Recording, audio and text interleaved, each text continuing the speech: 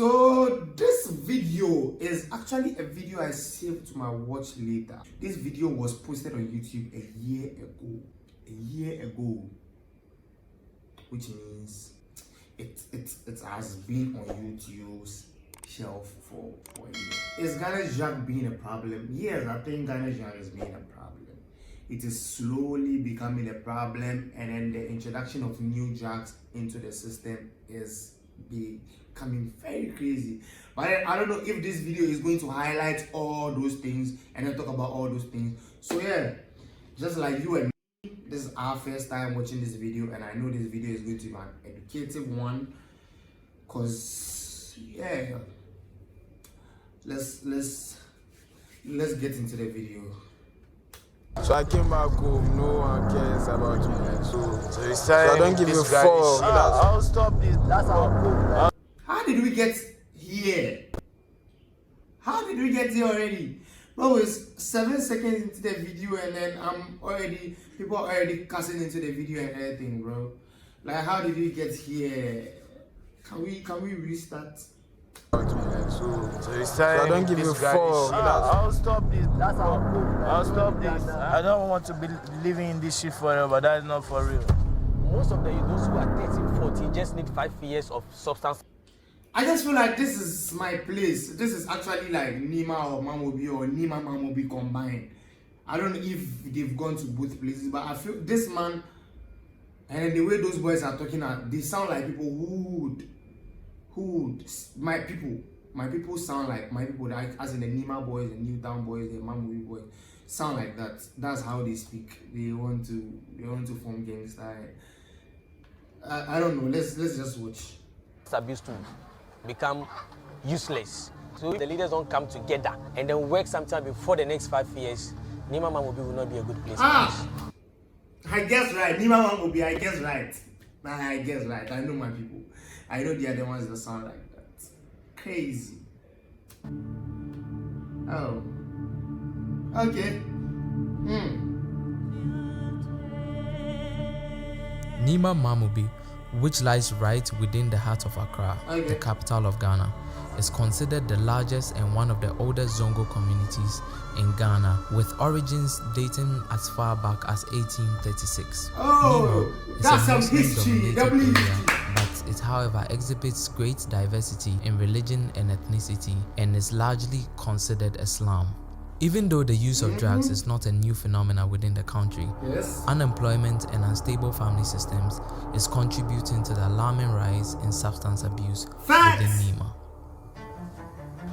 When we were kids, the only thing the adults smoked was marijuana. This like a Mamobi guys who are matured enough, like they are old enough. The circle of guys maybe sitting at a certain smoking or something. They are old guys. But right now, you go into our communities, you find like 13, 12-year-old guys together. And that's what they do. And they don't even smoke marijuana. What they are smoking is far worse than marijuana. Facts! You have a 15-year-old, 20-year-old boy becoming a father. So a boy is a father. A girl who is 18 years, 20 years is a mother. That girl, that boy, that needs guidance. They themselves need some parents to guide them. That is actually crazy. It's like what he's saying is very true. Most of the mothers right now are like young people. So they give birth due to teenage pregnancy and all that. So what he's trying to say is those who need guidance, or those who actually need guidance, right, also have to be guided. I don't know if you get a point I'm making. So it's like you are not done guiding them, and already they have started guiding someone. So how are they going to guide someone if they already don't have someone to guide them? That's actually crazy. And let me tell you, see this drug problem. It's a story for another day. They have children. That is how come you see a 13-year-old boy smoking. Because that boy's father needs some parenting. Somebody to, it may be that he needed a certain help from parents or from those whom he thought could help him. And because he did not get that help, he decided to join any group of people because he thinks he has lost hope. After speaking with some members of the municipal assembly, he met with some teens who are involved in some form of substance abuse to find out what the causes are. The reasons these kids are on the streets are quite similar. Tuka, as he is called in the trenches, along with his street brothers, Pushais and MCM, gave us some insight. Wait, what? Did he say Tuka? Did he say Pushais? Like, I'm sure he's trying to say Pushais. Bro, Tuka. Tuka is so one gang member that died in Chicago from way back during that Chicago thing. I don't know if people have been following this Kim Von Leodek thing. Most of the time, Kim Von or Leodek, they say Tuka, smoking on Tuka in my lungs. I said it every time because he got smoke. If people listen to them, people know the names I mentioned. Crazy, bro. He named himself Tuka. What the hell? Into how they got My dad passed away since I was 3 years old. So I went to school at boarding, Upper East. So I finished JSS, then came back home straight. So I came back home, no one cares about me. So Me, I was 4 years old and my mom passed away in front of me because of land issue. There's no job. If someone can wake up from 6 to 6 without doing anything, and someone wakes up from 6 and has a job, he has to go to and close at 5, like the normal work time that people know from 8 to 5. The person won't have time for substance. This isn't a theory. This is a postulate this guy is saying. It's a postulate he's saying. Because I know people that go to 9 to 5, go have a 9 to 5 job and then still take drugs.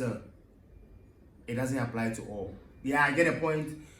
It will get you busy and it will limit you from doing certain things such as drug abuse. But hey, man, there are people who have 9 to 5 job or 8 to 5 jobs or whatever to 5 jobs and are still in this drug thing. Let me keep quiet. You can be with your nigga. The following day, you wake up to hear he has gone mad because you don't know what to do. No job, no food, no anybody to help him or somebody to hear him out. So they move to drugs sometimes. So the drugs lead them to madness. It is about survival. You get it? So most of the things have to do with a skill training where the person will be able to have something in hand to be able to do for himself. But if you look at our community, the community is such that when someone completes JSS and the person is left to his feet to fend for himself, if you are calling for such person to give the person a skill training which will take a year, 2 or 3 years, how would the person survive? You get it? So the youth prefer something that they can readily do and then be able to get quick money, an income. Facts. You get it, for survival. Facts. So we are looking at it like in the one direction, that the punitive aspect of it. We are not looking at the other alternative that we can present to the people that can make the people want to change. Okay. We are just pretending. We know why people, almost all the people that do those drugs at young age, don't have the life that they were born into is not easy. And so sometimes you don't even blame them that much. Mostly all the leaders we interviewed, whether civil or religious, acknowledged there was an alarming drug problem within the community, which was directly linked to its economic woes. For Tuka and his brothers, the leaders are distant. The leaders, they don't give a f about that. That's why we still trapped. They be haters, they always come here, scatter here. We are not thieves. But you know the leaders, one thing they get it wrong, that they see you smoke, they think you dump, like they think you dump. No, you ain't dump. Bro, that guy is throwing gang signs. He's throwing that Chicago gang sign, bro. What the This guy too, bro, I don't know. I don't want to say anything. He looks familiar though. Where do you get the drugs on the street? Oh, you know, like probably buy from some couple pushers back there. Like There are so many different kinds, so many drugs. But So- you know, we take what we can take. And we don't around. We don't steal, we are not We thieves. are not thieves, like we got ourselves. That guy is so Aside proud, this like. weed. I can tell you for a fact he's not 18 yet. Benali, codeine, we smoke on 2 club. Alright, you know You go heard him. He said we smoke on 2K. Meanwhile, your friend is also called 2K.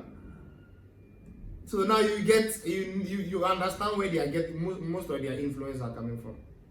The type of music they listen to, it's like they are part of it. Some people say 2K, some people say Zaza, some people call it anyhow, bro. It's crazy. How much does it cost to get the Benalin? You know, it costs. it costs a lot. Facts. 2 million. It's expensive. Yeah. How many times? Wait. How many times do you take And then Benalin? it's illegally shipped over here.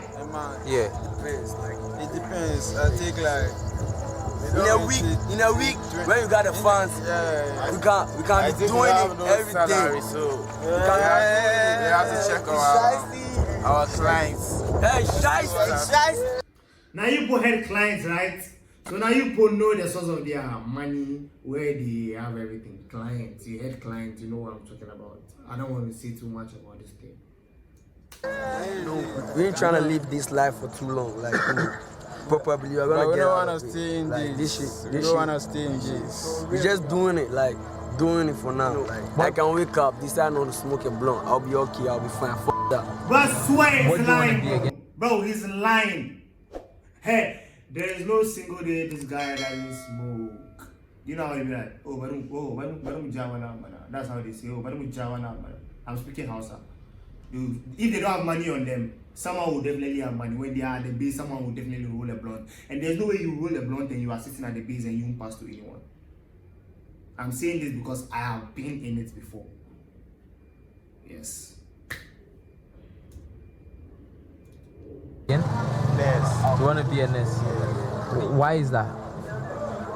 My friend, I was attending school at Benas, Kotowabi down with my friend, and his brother was a nurse, and he used to talk to me about that, and that was his interest there. I like that. It motivates me with that way. Going through the trenches, as they called it in Nima, and speaking to some brothers back there made it even more apparent how serious the drug problem is and the urgency required to deal with the drug situation before it's too late for us all. The question is, where do we start from? It behoves upon us as members of the community to start preventing this from a tender age, because if you want a plant to grow properly, you start nurturing it from when it starts germinating, you understand? But today you enter into a mosque and the imam would not speak against it because the same people giving the fisabilillah are the same people perpetrating that. So you will not speak against it. You get it? There is a motivation, there's a financial motivation to ensure that everything stays as it is. Each and every leader is working individually. They are not working together to achieve a common goal. So that too is a very big factor. If the leaders can come together and then work as one to achieve just one goal, within, let's say, 5 years, we've achieved this, it would have helped us. Let's say substance abuse, as my sister said earlier on. If they could have come and then work on substance abuse for just 5 years and see the outcome, it would have helped. Those guys are calling us to come and help them, but we neglected them. They are calling. Some of them knows that kind of attitude, that kind of life is not good life. Some have already understand and they want to quit, but because of they are addicted to it, they can't. And you think what that guy was saying? It's not easy to drop an addiction. It's actually not easy. And I don't know how I did it. I actually know how I did it. I'll just say it's discipline and then contribution, because I have ulcer, right? So I just be like, yo, if you take this thing again, you are going to aggravate the ulcer. and then it is going to give you more problems, and then you will not, because me, I really cherish my health. Once I realize there's this thing in my health, I become so worried. So bro, stopping was something that helped me, because of I actually didn't fast the whole Ramadan in 2022, which has never happened, because I started fasting from my childhood. Like, I was trained with fasting, so fasting is something I'm very used to. And then in the Zongo community, you cannot say you cannot fast, because bro, your friends will laugh at you for not fasting. Do you get the point? So the whole of Ramadan 2022, right, I didn't fast because of withdrawal symptoms. Because when you are stopping something, or when you stop something, some symptoms come, or things happen in your system. It's like trying to adjust with the normal life you've chosen, or with another life you've chosen. I don't know, you people understand what I'm trying to say. I don't know the words or the perfect words to use to explain this thing, but then yeah, I don't want to yap too much. Let's continue. It's actually difficult to stop, but then it takes discipline. And we have to, extend our hands to help them. We should avail ourselves for them to come to us, but we also should take steps to get to them and talk to them. People just... Bro, you don't make yourselves available. That's the thing. That's the thing about these people. These are the people that you say they commit crimes in the society. So you'll be in a community, you are living with people. Anything bad happens, then you people be pointing fingers at them that they are the ones that are doing it. Meanwhile, most of the time they don't even know about anything. Yes, I get it. They might be the people doing it. But then right now, here is the case where you don't know the thing, and then your first suspect is them, because you think people who do drugs are bad people.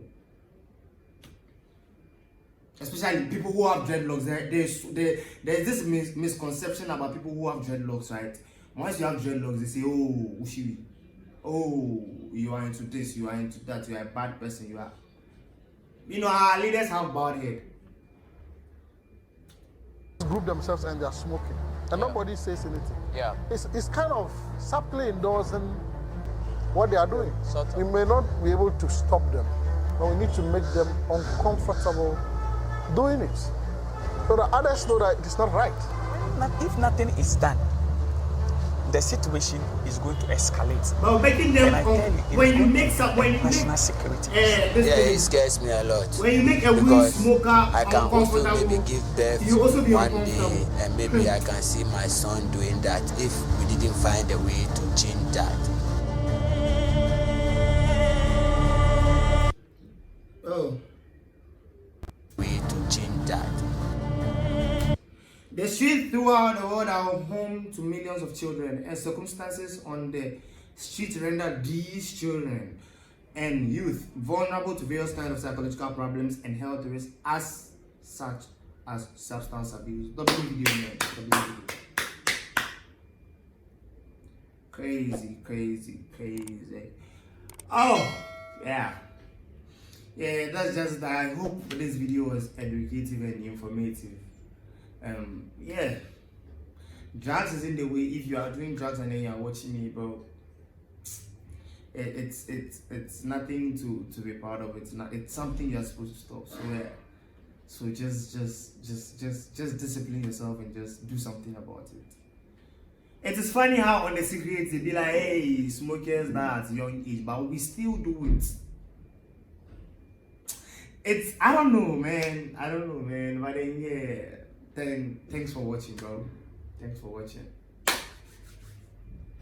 See you next time.